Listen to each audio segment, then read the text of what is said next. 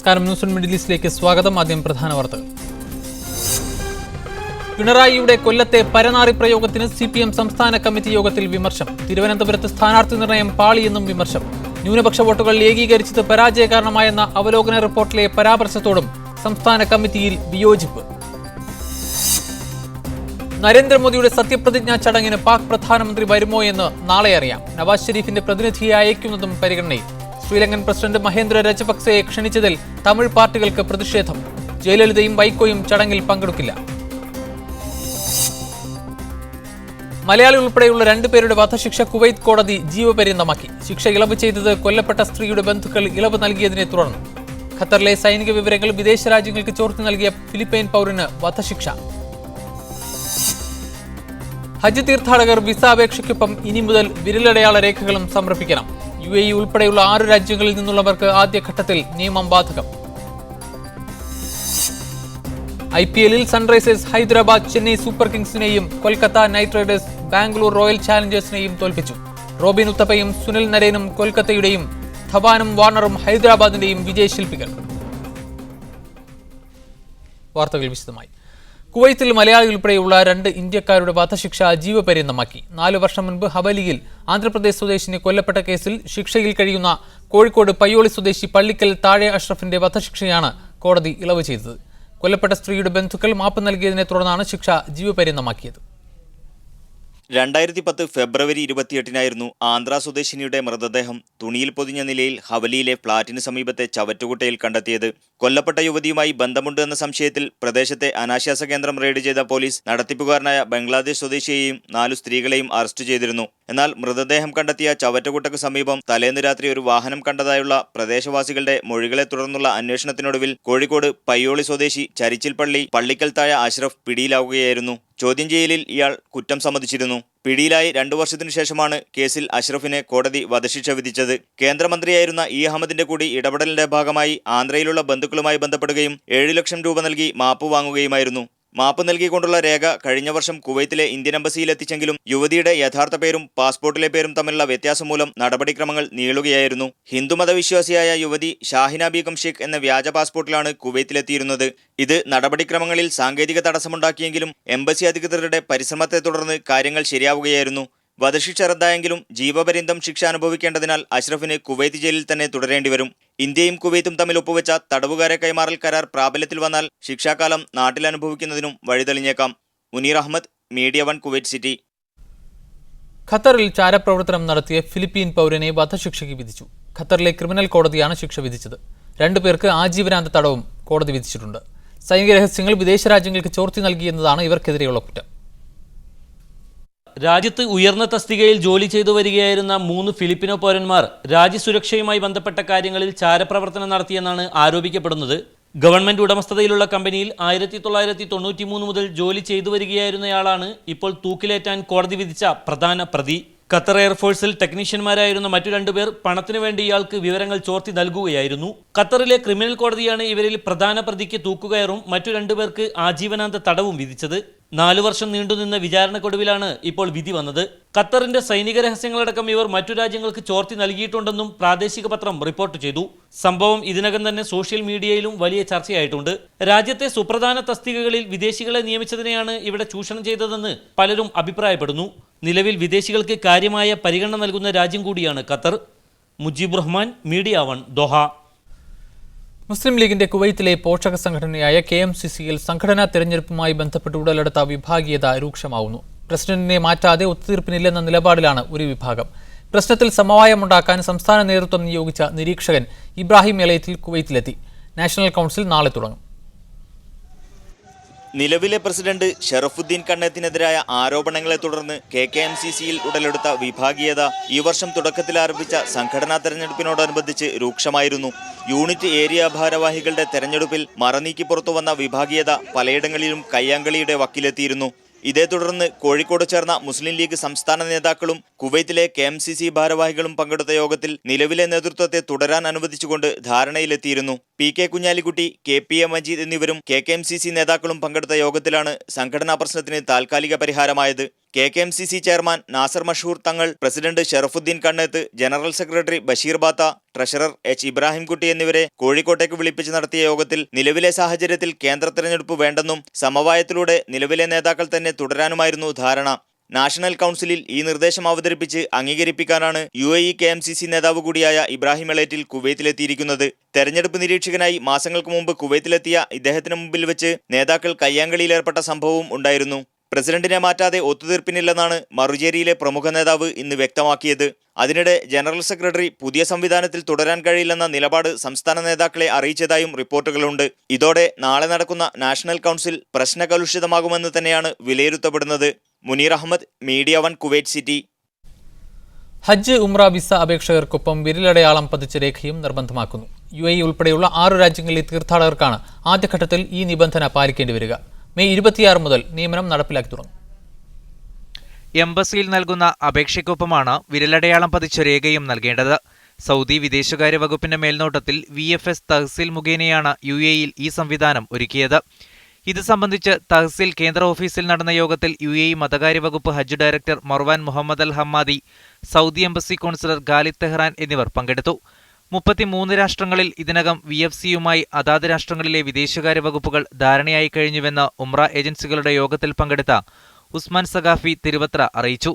UAE, Korea, Holland, Japan, Bahrain എന്നീ രാജ്യങ്ങളിൽ May 26 മുതൽ നിലവിൽ വരും. 12 മുതൽ 70 വയസ്സുവരെയുള്ള വിസ അപേക്ഷകർക്ക് ബാധകമാണ്. അംഗീകൃത ഏജൻസികളിൽ നിന്ന് ഉംറ വിസയ്ക്ക് അപേക്ഷ സമർപ്പിച്ചതിനു ശേഷം ലഭിക്കുന്ന ഇൻജാസ് നമ്പർ, രേഖയും പാസ്പോർട്ടും വിരലടയാള അപ്പോയിന്റ്മെന്റുമായാണ് അപേക്ഷകൻ തഹസിൽ സെന്ററുകളിൽ ഹാജരാകേണ്ടത്. അപ്പോയിന്റ്മെന്റ് ലഭിക്കുന്ന കൃത്യസമയത്ത് ഹാജരായില്ലെങ്കിൽ 7 ദിവസത്തിനു ശേഷമേ അടുത്ത അപ്പോയിന്റ്മെന്റ് ലഭ്യമാകൂ. 17 ദിർഹം ഫീസ് അടയ്ക്കണം. ദുബൈ വാഫി മാളിൽ 2ാം നിലയിലും അബുദാബി മിന സെന്ററിലും ഷാർജ മെഗാമാളിന് പിന്നിൽ 2XL കെട്ടിടത്തിലും ഇതിനായുള്ള കേന്ദ്രങ്ങൾ തുറന്നിട്ടുണ്ട്. രാവിലെ 9 മുതൽ വൈകുന്നേരം 5 വരെയാണ് പ്രവർത്തന സമയം. വിമാനത്താവളങ്ങളിലും അതിർത്തികളിലും യാത്രക്കാരുടെ എമിഗ്രേഷൻ എളുപ്പത്തിലാക്കുകയെന്ന ലക്ഷ്യത്തോടെയാണ് വിരലടയാളം നിർബന്ധമാക്കുന്നത്. UAEയുടെ എല്ലാ എമിറേറ്റുകളിലും തീർത്ഥാടകർക്കാവശ്യമായ സൗകര്യങ്ങൾ ഒരുക്കിയിട്ടുണ്ടെന്ന് യർമുഖ് ഹജ്ജ് ഉംറ സർവീസ് അധികൃതർ പറഞ്ഞു. Media 1 Saudi. ഒമാനിൽ വനിതാ ജീവനക്കാർക്ക് പ്രസവാവധി ആനുകൂല്യം നൽകുന്നില്ലെന്ന അന്താരാഷ്ട്ര തൊഴിൽ സംഘടനയുടെ റിപ്പോർട്ട് തെറ്റാണെന്ന് ഒമാൻ മാധ്യമങ്ങൾ റിപ്പോർട്ട് ചെയ്തു. ലോകത്ത് പ്രസവാവധി ആനുകൂല്യം നൽകാത്ത 3 രാജ്യങ്ങളിൽ ഒന്നാണ് ഒമാൻ എന്നായിരുന്നു ILO report. America, Papua New Guinea എന്നീ രാജ്യങ്ങളാണ് ഒമാനൊപ്പം പട്ടികയിലുള്ളത്. എന്നാൽ ഒമാൻ തൊഴിൽ നിയമപ്രകാരം വനിതാ ജീവനക്കാർക്ക് 55 ദിവസം ശമ്പളത്തോടു കൂടിയ പ്രസവാവധിയുണ്ട്. 3 പ്രസവം വരെ ഇത് അനുവദിക്കും. ILO റിപ്പോർട്ട് തെറ്റിദ്ധാരണാജനകമാണെന്നും മാധ്യമങ്ങൾ ചൂണ്ടിക്കാട്ടി. കൊല്ലത്തെ UDF സ്ഥാനാർത്ഥി NK പ്രേമചന്ദ്രനെതിരെ പിണറായി വിജയൻ നടത്തിയ പരനാറി പ്രയോഗത്തിന് CPM സംസ്ഥാന കമ്മിറ്റിയിൽ വിമർശനം. ന്യൂനപക്ഷ വോട്ടുകളുടെ ഏകീകരണമാണ് LDFന്റെ പരാജയ കാരണമെന്ന അവലോകന റിപ്പോർട്ടിലെ വാദവും വിമർശിക്കപ്പെട്ടു. തിരുവനന്തപുരത്തെ സ്ഥാനാർത്ഥി നിർണയം പാളിയെന്നും അഭിപ്രായം ഉയർന്നു. കൊല്ലത്തെ തെരഞ്ഞെടുപ്പ് പ്രചാരണത്തിനിടെ NK പ്രേമചന്ദ്രനെതിരെ പാർട്ടി സംസ്ഥാന സെക്രട്ടറി നടത്തിയ പരനാറി പ്രയോഗം തെരഞ്ഞെടുപ്പിൽ ദോഷമായെന്ന് CPM സംസ്ഥാന കമ്മിറ്റിയിൽ വിമർശനമുയർന്നു. പിണറായി വിജയന്റെ പ്രയോഗം അനുചിതമായി പോയെന്നാണ് ഏതാനും അംഗങ്ങൾ അഭിപ്രായപ്പെട്ടത്. സംസ്ഥാന വ്യാപകമായി ന്യൂനപക്ഷ വോട്ടുകൾ UDFന് അനുകൂലമായി ധ്രുവീകരിച്ചത് പരാജയത്തിന് കാരണമായെന്ന സംസ്ഥാന സെക്രട്ടറിയുടെ അവലോകന റിപ്പോർട്ടിലെ പരാമർശം ശരിയല്ലെന്നും ചിലർ വാദിച്ചു. സംസ്ഥാന വ്യാപകമായി മുസ്ലിം വോട്ടുകളുടെ ധ്രുവീകരണം നടന്നുവെന്ന് പറയാനാവില്ലെന്നായിരുന്നു വാദം. അതേസമയം BJPയുടെ വോട്ട് വർദ്ധിച്ചതിൽ സംസ്ഥാന കമ്മിറ്റി ആശങ്ക പ്രകടിപ്പിച്ചു. പല മണ്ഡലങ്ങളിലും പാർട്ടി വോട്ടുകൾ ചോർന്നിട്ടുണ്ട്. തിരുവനന്തപുരത്തെ സ്ഥാനാർത്ഥി നിർണയം തീർത്തും പാളിയതായി M വിജയകുമാർ ആരോപിച്ചു. ശശി തരൂരിനോടും O രാജഗോപാലിനോടും മത്സരിക്കാൻ ശേഷിയുള്ള സ്ഥാനാർത്ഥി ആയിരുന്നില്ല ബെനറ്റ് എബ്രഹാം എന്നായിരുന്നു പരാമർശം. മണ്ഡലം തിരിച്ചുള്ള ആദ്യ ദിവസത്തെ അവലോകന ചർച്ചയിൽ 46 പേരാണ് പങ്കെടുത്തത്. തെരഞ്ഞെടുപ്പ് പരാജയം അന്വേഷിക്കണമെന്ന സെക്രട്ടേറിയറ്റിന്റെ നിർദ്ദേശം സംസ്ഥാന കമ്മിറ്റി നാളെ ചർച്ച ചെയ്യും. മീഡിയ 1 തിരുവനന്തപുരം. +2 അധിക ബാച്ചുകൾ അനുവദിക്കുന്നത് സംബന്ധിച്ച തീരുമാനം വൈകും. എറണാകുളം മുതൽ കാസർഗോഡ് വരെയുള്ള ജില്ലകളിൽ അധിക ബാച്ചുകൾ അനുവദിക്കുന്നത് സംബന്ധിച്ച് ഇന്ന് തീരുമാനമുണ്ടാകുമെന്നാണ് മുഖ്യമന്ത്രി ഉറപ്പ് നൽകിയിരുന്നത്. എന്നാൽ തെക്കൻ ജില്ലകളിൽ നിന്നുള്ള അപേക്ഷകൾ ഉടൻ സ്വീകരിക്കാനാണ് ഇന്നടുത്ത തീരുമാനം. അവ കൂടി പരിഗണിച്ച് ഒരുമിച്ചായിരിക്കും ലിസ്റ്റ് പ്രഖ്യാപിക്കുക. ഇതോടെ മലബാർ മേഖലയിൽ +2 ബാച്ചുകൾ അനുവദിക്കുന്നത് വൈകുമെന്ന് ഉറപ്പായി. 189 സ്കൂളുകളിൽ ഒരു ബാച്ച് അനുവദിക്കുന്നതിനുള്ള നിർദ്ദേശമാണ് സർക്കാരിന് മുന്നിലുള്ളത്. വാർത്തകൾ തുടരുന്നു. ഖത്തറിന്റെ സമുദ്രാതിർത്തി ലംഘിച്ചതിന് ബഹ്റൈനിൽ നിന്നെത്തിയ 7 ഇന്ത്യൻ മത്സ്യത്തൊഴിലാളികളെ ഖത്തർ തീരസംരക്ഷണ സേന അറസ്റ്റ് ചെയ്തു. തമിഴ്നാട്ടിലെ കന്യാകുമാരി ജില്ലക്കാരാണ് കോസ്റ്റ് ഗാർഡിന്റെ പിടിയിലായത്. സേവ്യർ, വിനായിസ്, ജോസഫ് ടാവിൻ, സഹായ് ആന്റണി, ജമൽ റെയ്മണ്ട് എന്നിവരെ ഉംസലാൽ ജയിലിലടച്ചു. സാധാരണ ഇത്തരം കേസുകളിൽ 2 ആഴ്ചയാണ് ഖത്തറിലെ തടവ് ശിക്ഷ. ഖത്തറിൽ വെള്ളവും വൈദ്യുതിയും ദുരുപയോഗം ചെയ്യുന്നവർക്കെതിരെ കർശന നടപടി വരുന്നു. രാജ്യത്തെ വൈദ്യുതി വിതരണ കമ്പനിയായ കഹാറാമയാണ് ഇക്കാര്യം അറിയിച്ചത്. കഴിഞ്ഞ വർഷം 3600 നിയമലംഘനങ്ങൾക്കെതിരെ കഹ്റാമ നടപടി സ്വീകരിച്ചിരുന്നു. ഇതിൽ 2000-ലധികം കേസുകൾ വൈദ്യുതി ദുരുപയോഗവുമായി ബന്ധപ്പെട്ടതാണ്.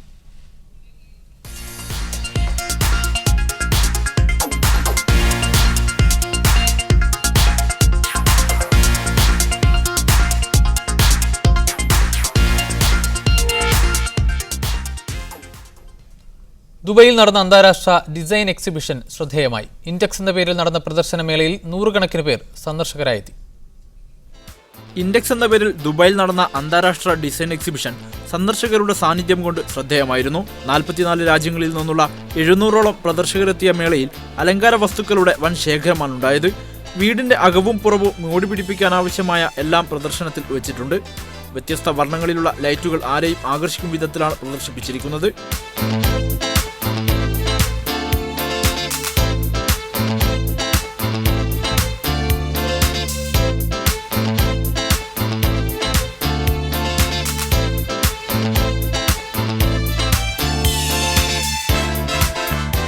മുൻവർഷത്തേക്കാൾ 13% വളർച്ച സന്ദർശകരുടെ കണക്കിലുണ്ടായി. 4 ദിവസം നടന്ന പ്രദർശനത്തിൽ 24,000 സന്ദർശകരാണ് എത്തിയതെന്ന് കണക്കുകൾ പറയുന്നു. 2020 വേൾഡ് എക്സ്പോക്ക് അവസരം ലഭിച്ചതിന് ശേഷം നടക്കുന്ന ആദ്യ ഇൻഡെക്സ് എക്സിബിഷനാണിത്. എക്സ്പോയുടെ വരവ് ഇൻഡെക്സ് എക്സിബിഷനിൽ പ്രകടമാണെന്ന് അധികൃതർ പറയുന്നു. ലോകത്തിന്റെ വിവിധ രാജ്യങ്ങളിൽ നിന്നെത്തിയ പ്രദർശകർ ഇൻഡെക്സ് വിജയകരമായാണ് വിലയിരുത്തുന്നത്.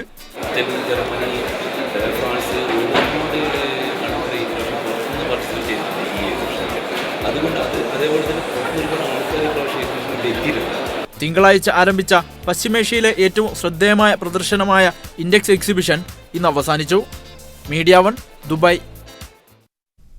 കുവൈത്തിലെ ഗ്രാൻഡ് ഹൈപ്പർ ഔട്ട്ലെറ്റുകളിൽ നടന്നുവരുന്ന ഗ്രാൻഡ് ഗോൾഡ് ഫെസ്റ്റ് ഷോപ്പിംഗ് പ്രൊമോഷന്റെ 2ാം ഘട്ട നറുക്കെടുപ്പിലെ വിജയികൾക്ക് സ്വർണ്ണ നാണയങ്ങൾ വിതരണം ചെയ്തു. 35 പേർക്ക് ഓരോ പവൻ വീതവും മെഗാ സമ്മാനം നേടിയ ജർഗീസ് ഫക്രിക്ക് 5 പവൻ സ്വർണ്ണ നാണയവുമാണ് നൽകിയത്. ഫഹാഹിൽ ഗ്രാൻഡ് ഹൈപ്പർ മാർക്കറ്റിൽ നടന്ന ചടങ്ങിൽ engineer Badal Nasser Al Udaibi, regional director Ayyub Kacheri, CEO Muhammad Sunil, general manager Tahasir Ali, business development manager Sanil Mannil തുടങ്ങിയവർ പങ്കെടുത്തു. 5 ദീനാറിന് മുകളിൽ പർച്ചേസ് ചെയ്യുന്നവർക്ക് സ്വർണ്ണ നാണയങ്ങൾ ലഭിക്കാവുന്ന വിധമാണ് ജൂൺ 30 വരെ നീണ്ടു നിൽക്കുന്ന ഗ്രാൻഡ് ഗോൾഡ് ഫെസ്റ്റ് ഒരുക്കിയിരിക്കുന്നത്. Al Manama Business News brought to you by Al Manama. Al Manama Supermarkets. Moments of value shopping. Dubai ദേരയിലെ പ്രസിദ്ധമായ സറൂനി പള്ളിക്ക് മലയാളി പ്രവാസികളുടെ ജീവിതവുമായുള്ള ബന്ധം വൈകാരികമാണ്. 7 വർഷങ്ങൾക്ക് മുമ്പ് പുതുക്കിപ്പണിയാൻ വേണ്ടി പൊളിച്ച പള്ളി ഈ റമദാനിൽ തുറന്നു കിട്ടുമെന്ന പ്രതീക്ഷയിലാണ് വിശ്വാസികൾ. ദുബായ് ദേര നായിഫിന്റെ അടയാളമുദ്രയായ സറൂനി പള്ളി UAE-യിലെ മലയാളി പ്രവാസികൾക്ക് എന്നും ഒരു ഗൃഹാതുരത്വമാണ്. 4 പതിറ്റാണ്ടിലധികം കാലം മലയാളി പ്രവാസികളുടെ വികാരമായിരുന്നു സറൂനി പള്ളി.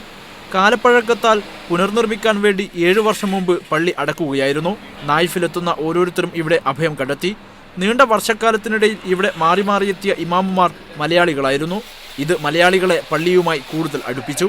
നമസ്കരിക്കാനും ഉത്ബോധന പ്രഭാഷണങ്ങൾ ശ്രവിക്കാനും മാത്രമല്ല, മറ്റു എമിറേറ്റുകളിൽ നിന്ന് നായിഫിലെത്തുന്നവർക്ക് സംഗമിക്കാനുള്ള കേന്ദ്രം കൂടിയായിരുന്നു ഈ ആരാധനാലയവും പരിസരവും.